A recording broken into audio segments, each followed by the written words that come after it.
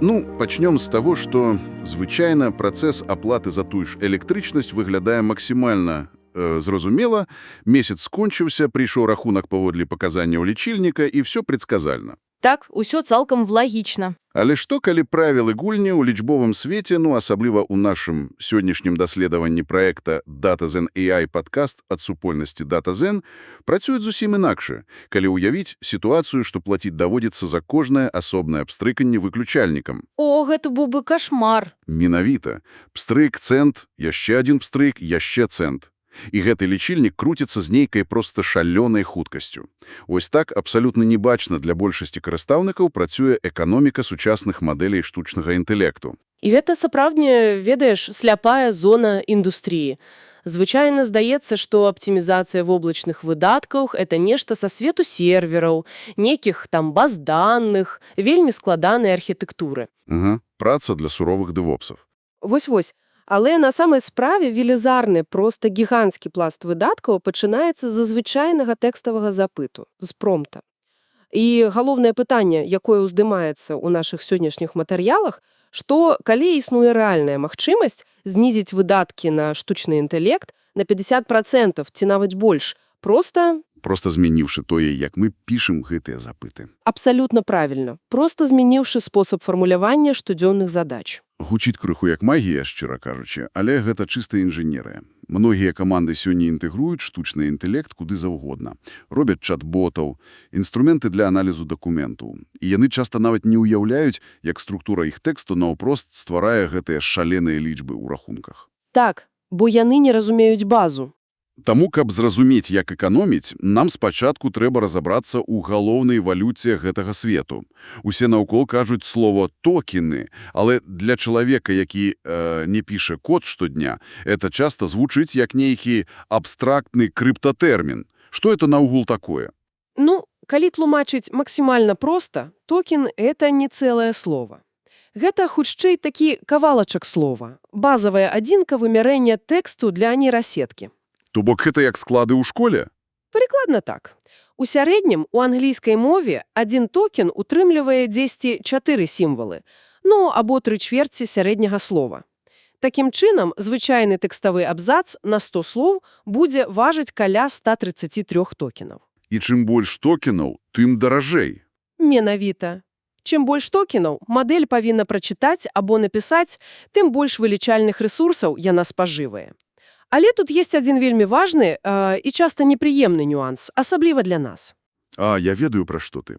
У крыніцах жа якраз згадваецца гэтая праблема моўнай нероўнасці. Тое, што тэксты на беларускай ці іншых еўрапейскіх мовах часта каштуюць на 20-30% больш. Так. Але чаму так адбываецца? Сэнс жа той самы. Гэта ж проста іншая мова. Чаму даводзіцца плаціць гэты нейкі, падатак на лакалізацыю? Уся справа ў тым, як навучаліся архітэктуры гэтых мадэлей. Токенізатары – гэта такія спецыяльныя механізмы, якія разбіваюць тэкст на кавалкі перад адпраўкай у сетку. Яны ж трэніраваліся пераважна на англамоўным інтэрнэце. Лагічна, бо яго больш. Так, і таму сістэма часта бачыць цэлае англійскае слова, напрыклад, няхай будзе development, як адзін токен. Яна яго пазнае. Але калі яна бачыць беларускае слова развіццё, яна яго не разумее як адно цэлае. Не распазнае зусім. Яна пачынае драбіць яго на асобныя маленькія склады. Раз, віц, цэц, ё. І кожны такі кавалочак лічыцца асобным токенам. А правайдер, вядома ж, бярэ плату за кожны. Вау. Атрымліваецца, што любы шматмоўны прадукт са штучным інтэлектам апрыорі працуе з нацэнкаю, проста з-за структуры алфавіту.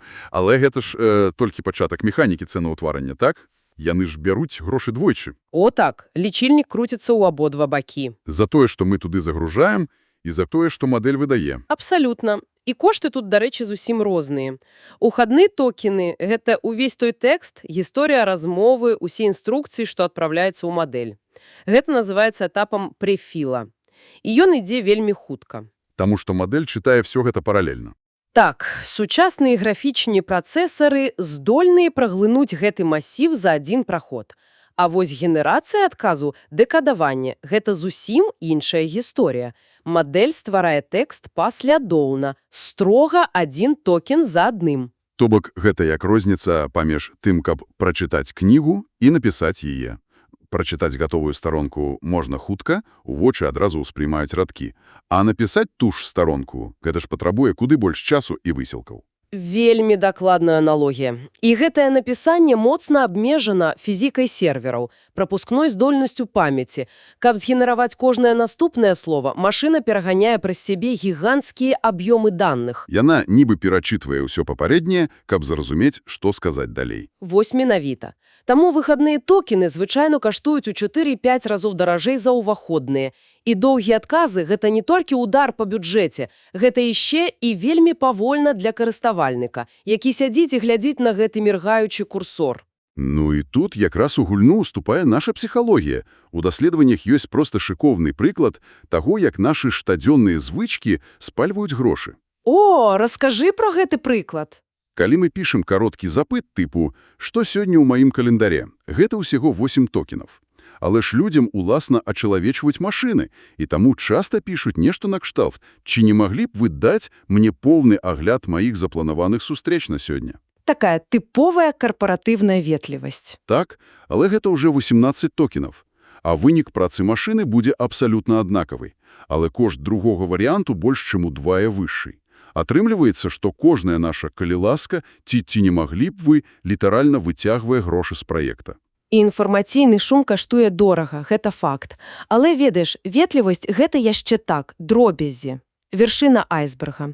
Нашмат больш драматычна ўсё выглядае з гісторыі размов у чатах. Калі людзі гадзінамі перапісваюцца з ботам. Так. Калі паглядзець на рэальныя праграмы, то перадача ўсёй гісторыі, скажам, з 20 папярэдніх паведамленняў можа спажываць ад 5 до 10 тысяч токенаў на кожны новы запрос. Вау! 10 тысяч на одно пытанне. Так. Хоць для разумення кантэксту бягучага дыялога звычайна хопіць апошніх 500 ці 1000 токенаў.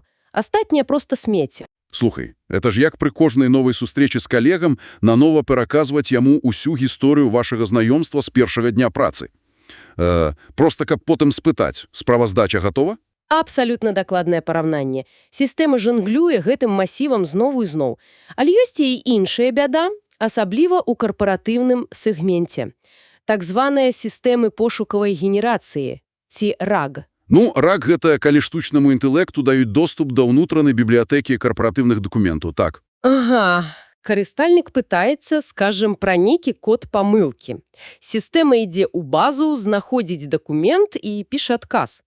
Але галоўная памылка ў тым, колькі менавіта інфармацыі яны туды цягнуць. То бок, замест пары абзацаў бяруць всё. Менавіта. Замест таго, каб даць мадэлі толькі 2 рэлевантныя абзацы пра гэтую памылку, ей загружаюць у промпт усё кіраўніцтва карыстаўніка на 500 сторонак. З логікай, нехай мадэль сама разбярэцца. Пачакай, але ж тут ёсць пэўная лагічная супярэчнасць. Я заўсёды думаў, што больш шырокі кантэкст – гэта гарантія лепшага адказу. Хіба не так? Чым больш нюансаў мы даем сетцы, тым лепш яна разумее сітуацыю. А калі ўсё безлітасна абрэзаць, ці не пачне яна, галюцынаваць? Многія распрацоўшчыкі так баяцца, гэта праўда, але даследаванні паказваюць адваротнае. Справа не ў даўжыні тэксту і не ў колькасці сторонак, а ў інфармацыйнай шчыльнасці. Шчыльнасці. Гучыць цікава. Это як хуткае чытанне ў людзей. Калі ты хутка праглядаеш тэкст, твой мозг падсвядома ігнаруе частыя словы-звязкі, уступныя канструкцыі, прыназоўнікі. Вока чапляецца толькі за важныя тэрміны і лічбы. Я разумею. Каркас застаецца. Так, эксперыменты даказваюць, што калі з тэксту для мадэлі штучна прыбраць увесь гэты славесны шум і пакінуць толькі шчыльны сэнс, яна ўсё выдатна разумее. Яна не губляе логіку, але пры гэтым спажывае в разы менш токенаў. Слухай, калі інфармацыйны шум – это вораг нумар 1, тады як выглядаюць гэтыя хірургічныя інструменты для яго выдалення? У нашых крыніцах шмат гаворыцца пра пераход ад звычайнага тэксту да нейкіх жорсткіх структур, маркіраваныя спіскі, фармат JSON. Пераход да структураваных фарматаў – гэта база. Гэта самы магутны крок. Той жа JSON – гэта строгі тэхнічны шаблон. Там інфармацыя раскладана па палічках, пара ключ значэння. Там няма месца для метафор і складаных сказаў. Абсалютна. Никаких эпітэтаў. Калі машыне даюць інструкцыю ў такім жорсткім фармаце, знікае неадназначнасць. Мадэлі не трэба марнаваць сілы на аналіз нашага сінтаксісу. Яна адразу бачыць, якія даныя ад яе чакаюць. Зразумела. А што наконт той праблемы з бесканцатнай гісторыяй чатаў? Як гэта лечыцца? Бо там жа згадваецца метад семантычнага сумавання. Так, семантычнае сумаванне – гэта вельмі хітрая рэч. Замест таго, каб цягнуць усю гісторыю за сабой, у фоне працуе невялікі алгарытм. Ён перыядычна сціскае размову. То бок, калі кліент 100 паведамленняў запар спрабаваў памяняць адрас дастаўкі. Так, гэта ўсё ператвараецца ў адзін кароткі сказ. Накшталт. Кліент патрабуе змяніць адрас дастаўкі для замовы нумар такі-то. Чакае пацвярджэння. Всё. Адзін сказ заместь 1000 токенаў гісторыі. Геніальна і проста. А яшчэ ж ёсць гісторыя з кіраваннем стылам адказаў. Звычайна ж у кожны промпт пішуць нешта тыпу «адкажы дружелюбна», без жаргону, кароткімі абзацамі. І так кожны раз, з кожным новым запытам. Гэта ж дзесяткі змарнаваных токенаў. А альтэрнатыва – гэта спасылкі на інструкцыі, так? Менавіта. Instruction referencing. Мы адзін раз задаем сістэме правіла стылю, называем яго, скажем, стыль А, а потым у запытах проста пішам «выкарыстоўвай стыль А». І яна ўсё падцягвае з памяці. Слухай, гэта эканоміць кучу месца на ўходзе. Але мы ж казалі, што самыя дарагія токены – гэта выхадныя. Як кантраляваць іх? Усталёўваць жорсткія ліміты. Як проста ў тэксце «адкажы» ў 50 словах, так і тэхнічна, праз параметр максімальных токенаў. О, дарэчы, у матэрыялах был апісаны шыкоўны эксперымент з фреймворкам Tale. Яны проста дадалі фразу «выкарыстай менш за 50 токенаў у ланцужок разважанню мадэлі» і аб'ём фінальнага адказу ўпаў з 258 до 86 токенаў. Прычым без страты якасці. Так, дакладнасць засталася той же. Але падчас гэтых эксперыментаў даследчыкі знайшлі адзін вельмі дзіўны фенамен – токенавая эластычнасць. О, гэта мой любімы нюанс ва ўнутранай механіцы мадэляў. Я калі чытаў, у мяне адразу ўзнікла асацыяцыя са звычайнай металічнай спружынай. Бюджэт токенаў – гэта ціск на спружыну. Калі паставіць разумныя ліміты, спружына сціскаецца, мадэль выдае кароткі лаканічны адказ без вады. Так, яна падладжваецца. Але што будзе, калі сціснуць гэтую спружыну занадта моцна? Ну, напрыклад, загадаць мадэлі вырашыць складаную матэматычную задачу і сказаць «умесці ўсе разважанні ў 10 токенаў». Адбудзецца зрыв сістэмы. Спружына вылетае з-пад кантролю. Яна ламаецца. Літаральна. Унутраныя механізмы планавання ламаюцца, бо абмежаванні нерэалістычныя. Яна губіць здольнасць адэкватна структураваць адказ і пачынае генераваць бессэнсоўны тэкст. І замест зададаных 10 токенаў яна можа выдаць ажно 15-77 хаатычных токенаў. То бок, празмерная сквапнасць прыводзіць да поўнай страты кантролю і яшчэ большых выдаткаў. Абсалютна. Ліміты павінны быць строгімі, але адэкватнымі для канкрэтнай задачы. Добра, баланс важны ва ўсім. Але калі ўжо казаць пра максімальную эканомію, то сапраўдным выратаваннем называюць кэшаванне. Звычайнае кэшаванне захоўвае да 80% грошай на паўторных запытах. Так, але самы сок – гэта семантычнае кэшаванне. Вось тут у мяне, шчыра кажучы, узнікла пытанне. Людзі ж ніколі не пытаюцца аднолькова. Адзін напіша, якое сёння надвор'е, а іншы спытае, скажы тэмпературу на сёння. Як кэш зразумее, што гэта адно і тое ж. Ну, калі б гэта быў звычайны кэш, то ніяк. Для яго гэта былі б два розныя запыты, бо сімвалы не супадаюць. Але семантычнае кэшаванне працюе інакш. Яно абіраецца на вектарныя імбеддингі. Гучыць страшна, як нешта з лінейнай алгебры. Як гэта працуе ў рэальнасці? На самай справе штучны інтэлект наогул не бачыць словы так, як мы. Ён ператварае кожнае слова і сказ в такі доўгі спіс лічбаў каардынаты на велізарнай шматмернай карце сэнсаў. Ага, то бок мадэль малюе сабе карту. Так, і на гэтай карце паняцці надвор'е і тэмпература маюць блізкі сэнс, таму іх каардынаты побач. Калі прыходзіць новы запыт, сістэма не шукае супадзення літар. Яна вылічвае каардынаты і бачыць, о, яны амаль супадаюць з мінулым пытанням. І яна не ідзе да вялікай мадэлі, а проста бярэ адказ з памяці. Менавіта. І толькі адзін гэты метад зніжае выдаткі да 73%, а хуткасць рэакцыі змяншаецца да мілісекунд. Фантастика. Это уже не мікрааптымізацыя слов, это змена архітэктуры. Але слухай, як усе гэтыя метады маштабуюцца ў рэальным бізнесе? Это варта таго, каб наймаць дарагіх інжынераў і ўсё перапісваць? Давай проста паглядзім на лічбы з жыцця. Уявіть типового бота служби підтримки, який апрацовує, мільйон розмов у місяць. Няхай кожна розмова – гэта 500 уваходных і 200 выхадных токенах. Гучить як реальний кейс середньої компанії. Калі выкарыстоўваць самую прэміальную мадэль у лоб, без аптымізацыі, гэта абыдзецца недзе ў $3250 штомесяц. Немалая сума для одного бота. А калі додать той самий інтелектуальний раутинг, про який писали у артикулах? Маршрутызацыю. Так, глядзі. Сістэма спачатку аналізуе складнасць. Калі пытанне простае, скід пароля ці статус замовы, яно ідзе на танныя мадэлі типу GPT-4o Mini або Gemini Flash. Як быццам мы аддалі руціну малодшаму супрацоўніку. Дакладна. А вось калі кліент просіць разабраць складаны юрыдычны дагавор, тады падключаецца старэйшы юрыст, дарагая мадэль. І калі злучыць гэту маршрутызацыю з нашымі хітрыкамі і кэшаваннем, кошт за той же мільён размоў падае да $195. Почакай, з 1250 до 195. Это же розница в 16 разов. Вось менавіта. Причем якость для клиента застается той же. Слухай, розница в 16 разов – это уже фактор выживания продукту. Также можно просто спалить все гроши инвесторов до релизу. Легко. А еще там згадывалася пакетная апрацоўка, так званый бэтчинг, і дадатковае навучанне.